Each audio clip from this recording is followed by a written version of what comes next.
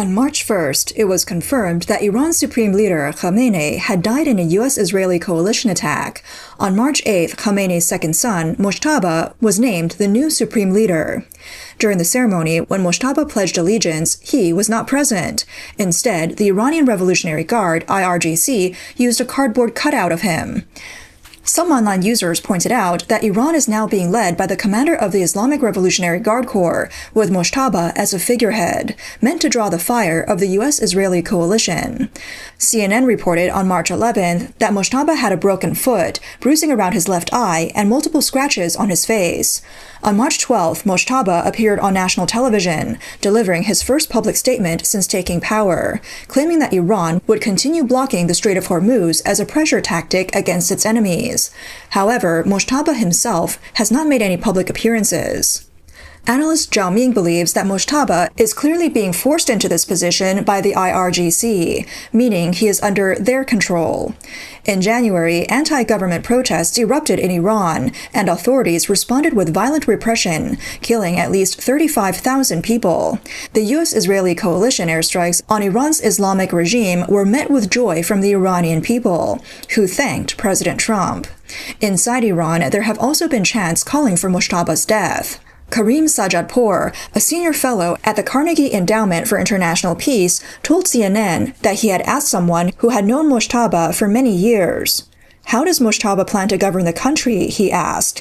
The response was, "Right now, he's not thinking about governing. He's thinking about survival." Sajadpour said that Mojtaba, at best, would be a transitional figure for Iran.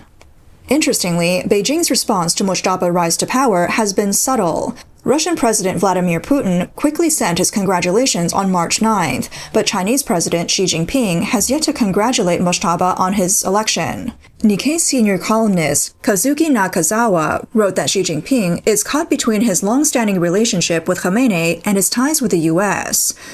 Nakazawa said that at the recent National People's Congress in Beijing, Xi Jinping seemed distracted, clearly more focused on China's most important bilateral relationship with the U.S. He wants to maintain stable U.S.-China relations, especially with the growing U.S. attacks on Iran and the expanding Middle East crisis. His main concern is whether President Trump will visit Beijing at the end of the month. Nakazawa said that Xi Jinping is afraid that if he offends Trump, the planned visit to China could be postponed or cancelled. That's why Xi has not immediately congratulated or supported Mojtaba. Another clear contrast is that after Khamenei was killed in the airstrike, Putin quickly expressed his condolences. However, China only sent Deputy Foreign Minister to the Iranian embassy in Beijing 5 days later to offer a low-key tribute. The Chinese Foreign Ministry issued a brief condolence statement.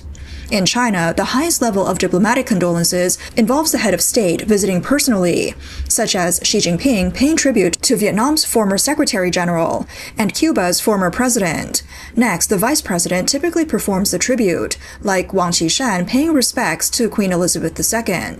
After that, the foreign minister handles it, as with Wang Yi paying tribute to Laos's former president. Lower-level tributes are handled by deputy ministers, such as Mao Chao-shu paying respects to former Western and Japanese heads of state. Some online users have commented that this is the lowest level tribute China has shown, and any further explanation seems meaningless. It appears the Chinese government is quietly distancing itself. The U.S.-Iran conflict has global implications, and the international community is watching closely to see how the situation affects the upcoming meeting between Chinese and U.S. leaders. The White House has announced that Trump's visit to China is expected to take place between March 31st and April 2nd. While Beijing has not yet confirmed whether the visit will happen, Chinese Foreign Minister Wang Yi, in a March 8th press conference, described this year as an important year for China-U.S. relations. He said, "The agenda for high-level exchanges is already on our table, calling for both sides to make thorough preparations." According to the South China Morning Post, U.S. Secretary of State Marco Rubio is expected to visit China later this month alongside President Trump. Sources say Beijing has invited Rubio multiple times before, but he showed little interest until recently, when his attitude began to change. Wu Renhua, leader of the Tiananmen Square protests, posted on X. The issue is, Rubio was on China's public sanctions list, and sanctions haven't been lifted. How can China invite Rubio to visit with Trump without slapping itself in the face? Rubio was sanctioned by Beijing in 2020 for criticizing China's human rights record in Xinjiang and Hong Kong. These sanctions included a ban on entering mainland China, Hong Kong, and Macau. At that time, Rubio was a U.S. senator. On January 15, 2025, Rubio was nominated by Trump as Secretary of State. In his opening remarks to a Senate Foreign Relations Committee hearing, he criticized the Chinese Communist Party for gaining global superpower status through suppression, lying, cheating, hacking, and stealing. He said, "They have done so at our expense and at the expense of the people of their own country." After Rubio became Secretary of State, how China would deal with him became a problem. Chinese state media had already changed the first character of Rubio's Chinese name last January. This move was widely seen as China's way of trying to clear Rubio of his previous sanctions, a form of self-deception. Some netizens said, "Isn't the Rubio who was sanctioned the same person as the one coming to China? China survives today only by opportunism, riding the wind." Some netizens added, "Rubio doesn't care about being sanctioned by China. Let's see if Rubio will go with Trump to China. If he does and the sanctions aren't lifted, who's the real winner here?" Last month, someone asked Rubio if China would lift the sanctions so he could travel to China with Trump. Rubio responded that he'll find out when he goes. According to the South China Morning Post, sources say that if Rubio joins the visit, it could help ease some of the tensions surrounding Trump's trip to China. Currently, due to insufficient preparations, Beijing has expressed some discontent with the arrangements. Earlier, Bloomberg reported that there was a lack of clear communication between the U.S. and China regarding the specific expectations and goals for Trump's visit, which has troubled Beijing. The report noted that before arranging the trip, China typically receives high-level officials from the U.S. to pave the way. Before Trump's last visit in 2017, the U.S. sent the Secretary of State and Secretary of Commerce to China to discuss preparations. This time, Beijing was dissatisfied with the White House deviating from this usual approach. Independent commentator Du Zheng believes that China's so-called dissatisfaction reflects its awkward position. It was precisely because of China's human rights violations that Rubio publicly criticized China, leading to China's outrage and subsequent sanctions against him. When Rubio became Secretary of State, Beijing was left in a dilemma. Xi Jinping needed Trump to visit China, but that would have to be arranged through Rubio. However, Rubio didn't respond to participating, leaving China to beg Rubio to help arrange Trump's visit and assist with preliminary communications. This is the real story behind the scenes. Since being elected to the U.S. Senate in 2010, Rubio has been known for taking a hard stance against countries like China, Iran, and Cuba. He frequently described Beijing as a threat to U.S. interests. It is expected that if Rubio ultimately accompanies Trump to China, it will help Trump politically outmaneuver Xi Jinping on various issues. The general expectation is that the Trump-Xi meeting will focus on economic affairs. A new development is that the Trump administration officially launched a large-scale trade investigation into overseas manufacturing on March 11th. This is in response to the U.S. Supreme Court overturning global tariff policies last month and aims to reestablish a foundation for tariffs. U.S. Trade Representative Jamieson Greer emphasized on March 11th that the Trump administration's commitment to protecting domestic industries remains unchanged. He stated, "The United States will no longer sacrifice its industrial base to other countries that may be exporting their problems with excess capacity and production to us. China is known for exporting excess capacity globally." Another sensitive issue surrounding the Trump-Xi meeting is arms sales to Taiwan.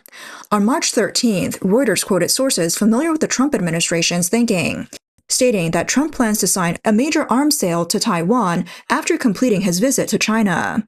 The sale will include advanced intercept missiles with a total value of approximately $14 billion, which is a new record. The details of the arms sales will be kept confidential for now. The Trump administration had already announced the second major arms sales to Taiwan in December last year, with a total value exceeding $11.1 billion, marking another historic high. In February of this year, Xi Jinping reiterated the Taiwan issue in a conversation with Trump, urging the U.S. to handle arms sales to Taiwan with caution. Analysts believe Beijing is trying to avoid more arms sales to Taiwan before the April meeting. But Trump is well aware of the value of the Taiwan card, and he will use it as long as it's good for America. Professor Wang Hongren of National Cheng Kung University's Department of Political Science previously told the media that Trump is ready to play this game with China. He may not announce the arms sales before the visit, but he could do so in the following months or days after the visit. Wang Hongren said that regardless of Trump's actions, China seems unable to do much about it, as the Taiwan Relations Act is U.S. law. Trump has a solid reason to say he must abide by the act and maintain a certain level of security assurances for Taiwan. Not to mention, there are the 6 assurances, which every U.S. president has adhered to. China may take strong countermeasures or express dissatisfaction, but it is unlikely to change the U.S. arms sales to Taiwan, and the U.S. expects its allies to strengthen defense resilience.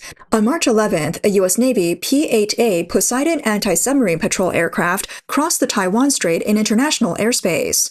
The U.S. 7th Fleet issued a statement emphasizing that this mission demonstrated America's commitment to a free and open Indo-Pacific and reiterated that the U.S. military operates within the boundaries of international law to uphold navigation rights of all nations. The Chinese Ministry of Defense and the Taiwan Affairs Office expressed strong dissatisfaction, once again stating that the Taiwan issue is a non-negotiable red line in U.S.-China relations. Interestingly, according to a Reuters report, China is signaling to Boeing, suggesting that a large aircraft orders could depend on how the U.S. addresses the Taiwan issue. Military commentator Xu Ke pointed out that the U.S. military's actions are taking place just before Trump's planned visit to Beijing, showcasing U.S. military power and the intent to defend Taiwan. This indirectly sends a message to China, making it clear that the big gift, a huge aircraft order, would be gladly accepted by the U.S. But what Trump wants to do cannot be stopped by anyone. Currently, the latest U.S.-China confrontation has entered a new phase. With the U.S. and Israel eliminating Khamenei, Xi's 10-year plan to replace the U.S.-led order has collapsed. The political changes in Iran are also a reflection of China's future. Some have suggested that Trump's actions against Venezuela and Iran are aimed at choking the Chinese economy, preparing for a future showdown with the CCP. The world has seen that when countries like Iran or Venezuela face military strikes from the U.S., China, aside from engaging in verbal sparring, has not called for emergency summits, diplomatic mediation, or military redeployments. On March 8th, Chinese Foreign Minister Wang Yi avoided directly angering the U.S. In response to a question about the Iran situation, Wang said, "It boils down to one thing: ceasefire and stop the war." He never mentioned the U.S. or Israel. U.S.-based political commentator Chen Po-kung stated that with China's ally being taken down, China should have protested to the U.S. and canceled the meeting with Trump. Instead, China has not only refrained from protesting, but has also sought to please Trump. After the U.S. launched its military action against Iran, China stopped its military harassment of Taiwan, signaling a softening stance toward the U.S. to pave the way for the meeting. Zainab Riboa, a researcher at the Hudson Institute, recently published an article stating that Xi Jinping is in a state of crisis. Every response China could take to the Gulf crisis could trap Beijing in its own contradictions. Rubio stated that Xi Jinping personally signed the Comprehensive Strategic Partnership Agreement with the Khamenei government. He personally approved arms transfers and even cast the veto in the UN Security Council. However, once Washington decided to end all of this, none of these actions managed to keep Khamenei alive for even an hour longer. Su Ziyun, director of the Institute of Defense Strategy in Taiwan, said Trump is determined to completely remove the Iranian regime, including dismantling both nuclear and conventional weapons and overthrowing the regime in order to ensure long-term stability in the Middle East, while thoroughly eliminating CCP influence.